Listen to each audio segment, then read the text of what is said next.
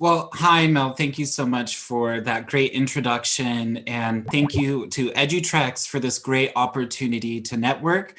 Like Mel said, my name is Robert Nelson, and I'm the Assistant Director of Admission at SCAD, focusing on the Middle East and Africa. So I've had the pleasure of visiting Oman several times. It's really breaks my heart not to be with you in person this year, but um, we're doing the best we can, and it's great to have this digital format to meet.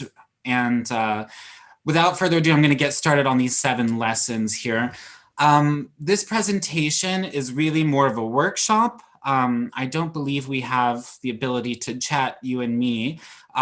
So I do recommend having maybe something to write, or just having a word processor pulled up as we go forward. This is really about how do you go forward with the college admission process? How do you filter and sort through all of the information that you're receiving today in the next few days in EduTrex, the information that your parents want you to have, that your counselors at school want you to have. So we're going to take a step back and just think about our needs. Okay, so I'm not sure if you know about Maslow's hierarchy of needs, but kind of psychology 101, starting with the physiological, food, shelter, all the way up to self-actualization. That includes love and belonging there in the middle, feeling like you have a group that you can feel like yourself around. So what happened is SCAD wanted to address these concerns of students. So we have the 7 lessons for dreamers and makers. And I'm not going to go over every single lesson today. We're just going to highlight 3 of them and 4 of them. And also we're going to have a nice discussion about kind of how should your mindset be when you're thinking in terms of career, college major, all of this. So the first lesson we're going to talk about is pick your perfect seat. So picking your perfect seat, this is in reference to your major, the university you go to. Now, I don't want you to feel stressed like I have to get the perfect seat the first try, okay? That's not the same case for everyone. Maybe you end up transferring schools, or you change your major, or you double major, or add a new major. When I went to school, I was focused on classical music. Actually, I'll show you this is my studio space where I am. I've got a bass there, my bass up there. So that was, my passion in life. But when I got to school, I actually added a music history major, and I added a French major. So by the time I graduated, I'm crazy. I did 3 majors. I don't recommend for everyone, but things can adapt and change over time. But be thinking about this. Be thinking about where that perfect seat is for you. So this slide just shows the different majors we offer at SCAD. SCAD is AKA the Savannah College of Art and Design. I hope that you've heard of us. If not, welcome to the club. Everything creative. We have 5 different fashion majors. We have architecture, interior design, animation, visual effects, design management, master's programs, undergraduate programs, some programs you've never heard of, immersive reality, okay? So when you're looking at universities, are they just offering, MBA, biology, engineering? Or are they offering something that will be relevant in 7 years' time when you're entering the job market? Hello, look at COVID, okay? I went to school originally. Oh, I'm so sorry. My talk to is pulled up and someone's trying to talk to me, I think. So when I was going to school, my goal in life was to be a musician. And I ended up changing so much and adding these new majors. Well, today, all of my friends, all of my colleagues, none of them are working. It's really, really sad, but that's reality. If I only had the one skill that I was good at in high school and I just kept going with that, which I'm fabulous at, I could have that career if I wanted, but we have to think bigger. We have to think about the future. So on this slide, what we have here, these are careers that are likely to be passed down through the family. And so this is to get you thinking about, okay, what are the assumptions and influences that exist in my family? What are these pressures that I have to, achieve certain career goals, right? So I'm going to show you a little show and tell moment. This is one of my prized possessions. If my house were on fire, I would grab this. This is a 130, 150-year-old bell that has been passed down through my family for generations. And it's a teacher's bell. This is how they used to get your attention. They would ring it more louder than that. But so teacher is something that gets passed down between the generations. I'm sure you can think of a couple different families of actors, right? I mean, there's dynasties of family of actors in India, in Nigeria, in the United States, legislators. Okay, so it's not just my dad was a doctor, I will be a doctor. There's lots of people who feel this pressure, but we can still make a different career path. For me, I was a teacher. I taught for several years. My sister's a teacher. My grandma was a teacher. Her sister was a teacher. My great aunt. And I'm working in education, but I'm teacher adjacent. So I have a very different career than what my family members were going through. The next lesson we're going to discuss, doing the homework, okay? You are not going to get a positive outcome for college and so in your career if you're not doing research, if you are not doing the homework. So I love this quote from Zora Neale Hurston. Research is formalized curiosity. It is poking and prying with a purpose. So right now, I know that you're getting like so much college, and what will I do? And you're like, I'm almost too exhausted to think about it. But this time, with the digital that's going on, you don't have that commute to school. What are you doing with those extra 15 minutes, So something to think about. And when you're thinking, okay, I'm doing the homework, we also need to be keeping in mind, what am I doing here? Are my goals and passions aligned with the universities I'm looking at? So this is just a few archetypes, and I want you to think about which one of these archetypes resonates with you. So the storyteller, this is someone who is interested in language, someone who's interested in history, someone who's interested in communication. Storytellers could be a filmmaker just as much as it could be a journalist, just as much as it could be a presenter. So I'm presenting to you. I told you some stories. I hope you're a little engaged. So who's a storyteller here? Who is a helper?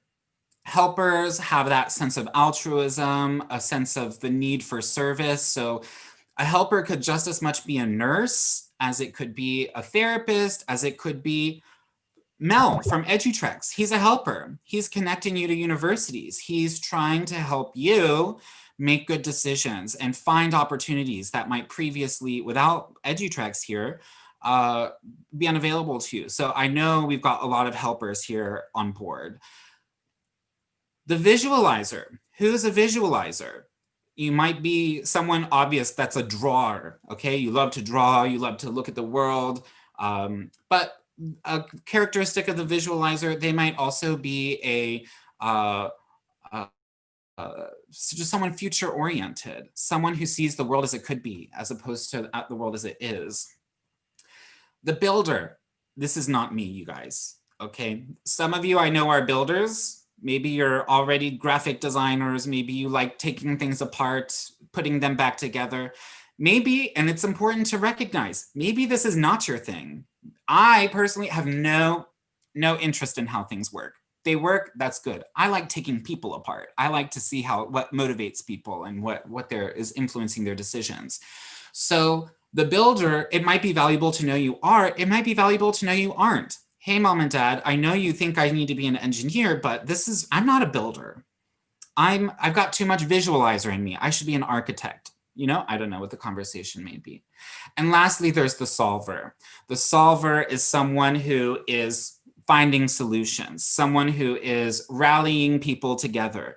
That could be you could be a doctor and be a solver. You can be a doctor taking apart people's bones and bodies. Okay, maybe you are a builder, but you're a solver as well. You're trying to come up with some solutions. Maybe you're a helper as well. So we all have degrees of these archetypes. So my next lesson I want to just discuss in my last few minutes here is the unicorn. So the unicorn is, well, there's two types of unicorns. To be more specific, there's deep inner unicorns and wide inner unicorns. So a deep inner unicorn, that's going to be someone with two very complementary skills that gives them a depth and expertise, okay? So if you are an architect, architects are really good at math. They use math every day. If you are in the room and you're thinking architecture and you don't like math, please let's have a new conversation.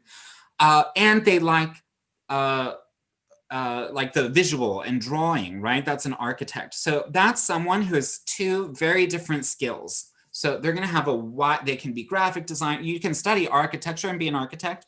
You can study architecture and be a graphic designer. So there's a lot of,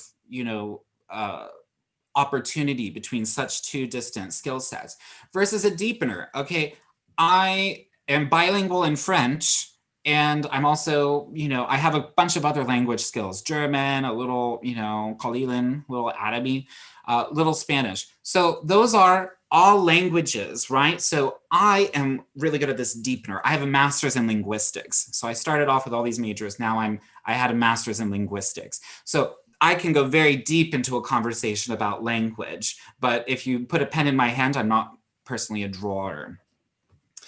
And so I just want to get you thinking about some things. I've got about 5 minutes left, or 3 minutes, 3.5 minutes in this presentation. So a little statistic for you, 90% of young people have been thinking about their future careers. So people know that college and career, that's a pathway, right? But only 33% have a plan. And so that's what we're doing here today. I want you thinking, I want you changing your ideas, I want you getting inspired and doing some research. I want us to book a meeting. Let's have a talk. So coming back, this is going to be some questions for you to ask yourselves. This is going to be where it'll come in handy to do some writing. So thinking back about the path to self-actualization, your fulfillment, fulfilling your potential. What are 3 careers that your family expects you to consider? So maybe your family is very traditional, oil and gas. I went to school in Rice University, okay? It's an oil and gas super house in Houston, okay? I met a lot of families of engineers, right? At the same time, maybe you have very liberal-minded parents and they say, I did the oil and gas so that you can go and be a fashion designer. Or maybe, you've got, your dad's a barber and you're going into being a barber, or, so it's like, what are these family influences? Coming back to what gets passed down, you know what I'm saying? My next question. What are 3 activities you like doing in your spare time? So make sure that you think about this with a grain of salt, okay? Is your free time activity, is this what you want to be doing 100% of the time to make your living? For me, I'm this musician. Actually, by the time I finished my 4 years of music school, I realized I don't want to wear a tux every Friday night and go play at the opera house. I want to be in the audience. I play my music at home. It's for me. I feel fulfilled with it. Turns out I didn't need to use that to make my career itself. What are 3 jobs you wanted as a child? And the more ridiculous, the better, okay? I think the best response I've ever heard to this is there was a student who said, I wanted to be a plant. There was a student in my last presentation who said, I wanted to be a monster, okay? So think about this because, of course, you've grown up a little bit since you were a child. At the same time, you've got, you've got to respect who that person was, and maybe they should have an opinion on what you're ending up doing.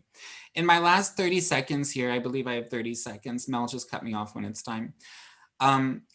Think about these questions. The world needs more what? Does it need more love? Does it need more structure? Does it need more categories, fewer categories? What do we have too much of in the world? What would make the world a better place for all of us? What would make the world enough? And my last 2 questions, 3 careers that would be rewarding, Okay, I wish this is normally I take 1 hour to do this presentation. But what are 3 careers that would be rewarding to you? And make sure you separate this concept from what are 3 careers that would be lucrative, making you money, right? As opposed to 3 careers that would be fun. So I believe I'm very short on time. So I just want to come back again to some of these questions to get you thinking. 3 things that you ask others for help with. What are 3 things that others ask you for help with? I think I messed up my slides backwards. But those are such essential questions. I give advice all the time. That's what my friends come to me for. And now here I am advising you. And so I'm just going to leave you with this last slide here. I hope we have some questions or queries, or we'll use 5 minutes to talk about SCAD. But these are those 7 lessons in total. Hold your hand up high, never miss a field trip, cast your dream crew, pick your perfect seat, do the homework, be the unicorn, treat every day like the first. And so we will have an ebook about these 7 lessons called 7 Lessons for Dreamers and Makers. That ebook will be available at the end of the month. So please come to my booth. Please get my contact. I'd love to share this book with you and have a conversation. And that's the end, Mel. So take it away.